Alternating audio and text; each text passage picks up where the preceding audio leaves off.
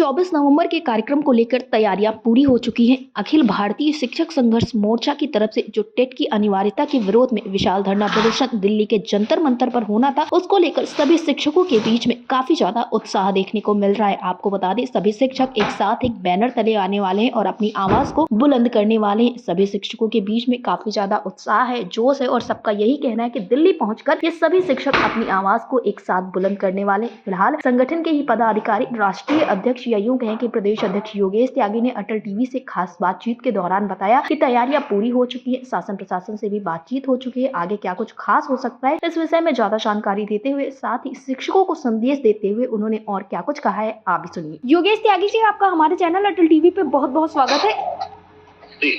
योगेश त्यागी जी, जैसा कि जिस वक्त का इंतजार लंबे समय से सभी शिक्षक कर रहे थे, अब कार्यक्रम है आप लोगों का 24 नवंबर है, तो क्या कुछ तैयारियां या अंतिम चरण की तैयारियां हैं, किस तरह से शिक्षकों के बीच में जोश देखने को मिल रहा है?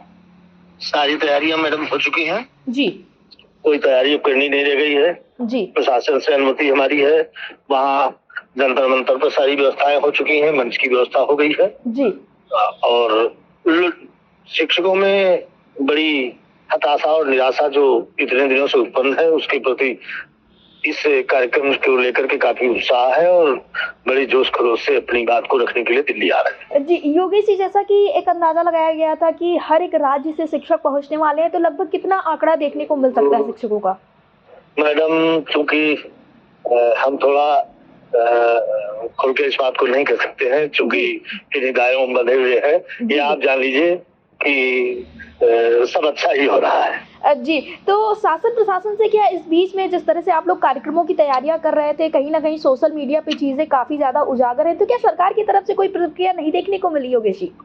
सरकार नहीं, लेकिन दिल्ली प्रशासन की तरफ से लगातार 4 दिन से प्रतिदिन 15-20 फोन बराबर आते रहे, संख्या जानने के लिए कितने लोग आ रहे हैं, क्या आ रहे हैं। आईबी की रिपोर्ट उनकी कोई दूसरी कह रही थी, सीबीसीआईडी दिल्ली की रिपोर्ट कुछ और कह रही थी और यूपीएलआईयू की रिपोर्ट कुछ दूसरी कह रही थी।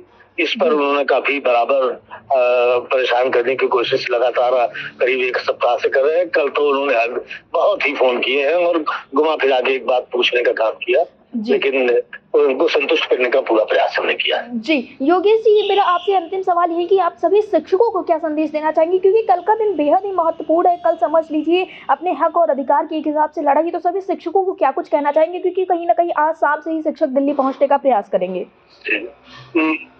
देश और प्रदेश के शिक्षक साथियों से मैं ये अनुरोध जरूर करना चाहूंगा कि हताश न हो, निराश न हो। जी, सफलता निश्चित आपको मिलेगी, आज नहीं तो कल मिलेगी। हम जो संघर्ष में हम लोग हैं जी, आज सरकार से अनुरोध करने के लिए यहाँ पहुंच रहे हैं जी।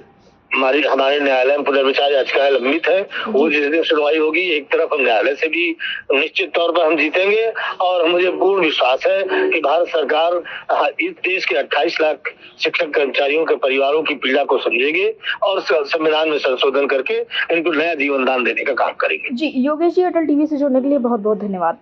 धन्यवाद।